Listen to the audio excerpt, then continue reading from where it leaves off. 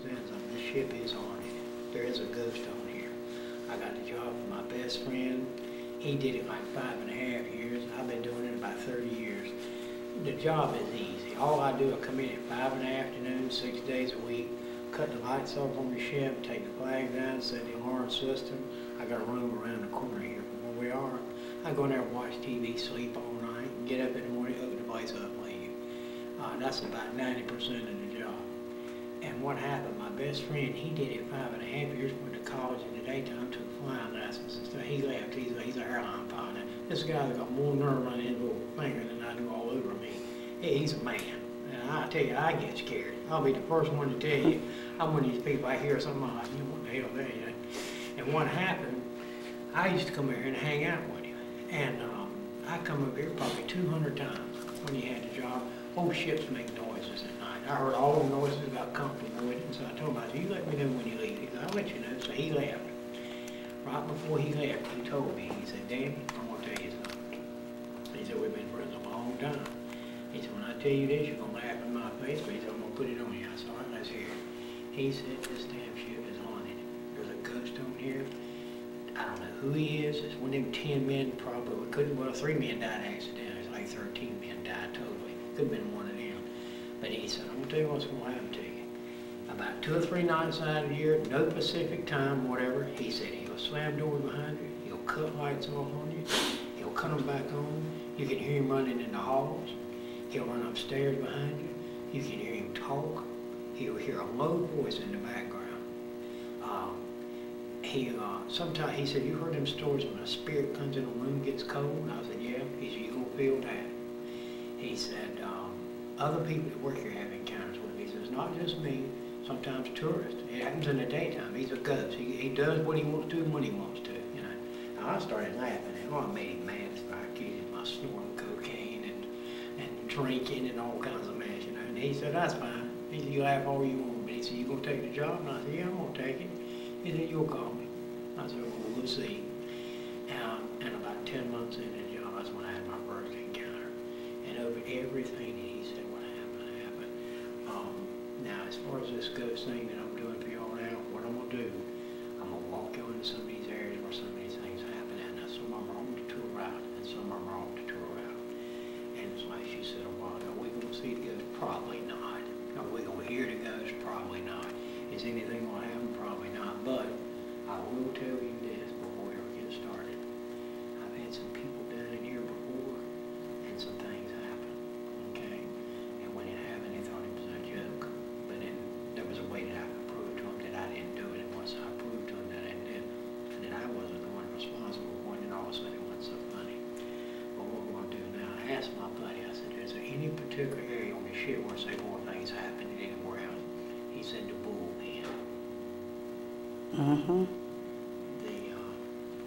The bullpen is a slang word for the cruise library.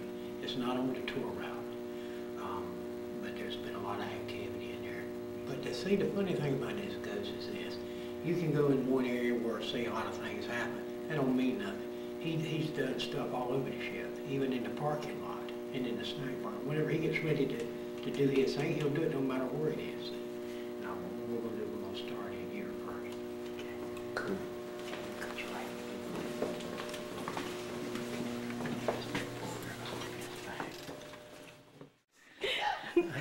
It's like something on my ankle, on my foot. I tell you what it did one time. Y'all ain't snapping no pictures? I had somebody down here one night, and they pulled the back of her hair. Just her head went back just a little bit like that. Just a mess, like a call or whatever in the room. He said, yeah. He said, go ahead. I'll be fine. I'll look around. He said, well, you know, you'll be back in about 10 or 15. I said, yeah, I'll be back in about 10 minutes. So what happened? I left. I didn't mind leaving him down here. We wouldn't even think about no ghosts. He said, let me tell you what happened. Sunday night, you know, everything was fine. Nothing happened in the house. I said, okay. Monday morning, my husband goes out of town to work. Oh, my.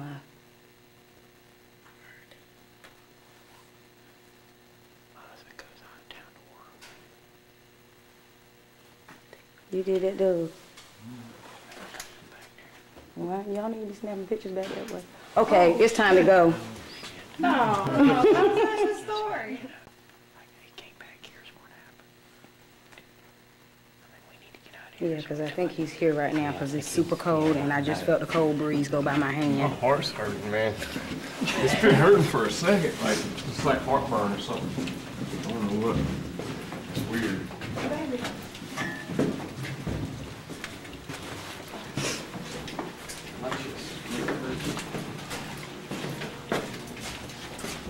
Let me feel your hand, baby. I do. This happened about 3 years ago. He don't do it anymore. There's a guy in the fire department. He stays on my night off. He used to. His name's Mike Caller. He's a good guy. He's worked over here for years. He started in a gift shop. He knows shit real good. Well, he actually started working on my one night off. And he's a fireman. They're all brave guys to me. And anybody walk up on a damn roof and then on fire, smoke coming, and do the stuff they have to do, that'd be pretty brave guys and all. He left me a note one night. Oh. Sorry. Yes, he left me a note one night on my desk. He said, "Daddy, give me a call. Bad night. Meaning the night before. I thought we got broken into or something." So I called him up. He said, something. He said, "I know you heard some stuff," and he said, "I've told you about stuff's happened to me, I know y'all heard that. I heard that. I don't Was it a tick? No, because I felt it under my feet. It sounded like it was from up there, like somebody. It sounded like it came from out of there. Like it was like 3 knocks. Yeah. know. But anyway, what happened? I asked him, I said, "What happened to you?" And him and one of his firemen, but they like to go exploring way off the tour out way down there and all that mess.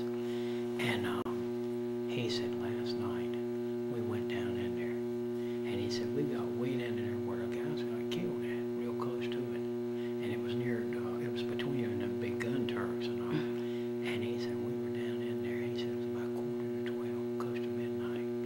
And he said, "I'm gonna tell you what." He said, "For the first time in my life, I panicked." He said, "I've been in my job." He said, "I've had to walk across roofs, seeing smoke coming out, not knowing at any moment I might fall through into an inferno." And he said, "I'm scared, okay?" He said, "I never panicked." He said, "Last night I panicked." He said, "We're walking along down in there." He said, "When you get way down in there, it's quiet, you can't hear nothing." I said, "Yeah, I know." He said, I forgot his buddy's name. He said, "He's right behind me." He said, "We're going around with them gun turrets." He said, "There's a ladder, little things hanging from the sides and all." I said, "Yeah." He said, "I got within about 6 feet of it." He said, "Daddy, all of a sudden," he said, "that damn thing just went vibrating. Just like somebody had reached up and was trying to yank it off of there." He said, when it happened, he said, "I literally froze. I couldn't even function." And he said, "It took me about 5 or 6 seconds to sort of snap out of it and all."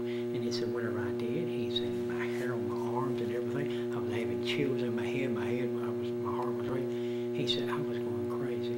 I looked around and he said, he called his name. He said, he was like this. He was froze too. He said, I hit him on the hand and he went out of it like that. He said, "Man, let's get the fuck out of here." And so they started running. And he said, "We get outside. It's warm outside, okay? We get outside. We're talking about, well, let's go down there to this office gift shop here and get off this ship. And we sort of calm down. And he said, "We're walking along the main deck. Right there before you start, and I'll show you right before you exit to go down the ramp." He said, "I'm in front of him. All of a sudden, I walk into a cold, eerie zone." He said, "I felt it surrounding me." And he said, "As soon as I walked into it," he said, "I stopped and I turned around and called his name." And he said, he's just like this. He said, before I could even say anything, he said to me, he said, "Man, do you feel anything?" He said, "Hell yeah, let's go."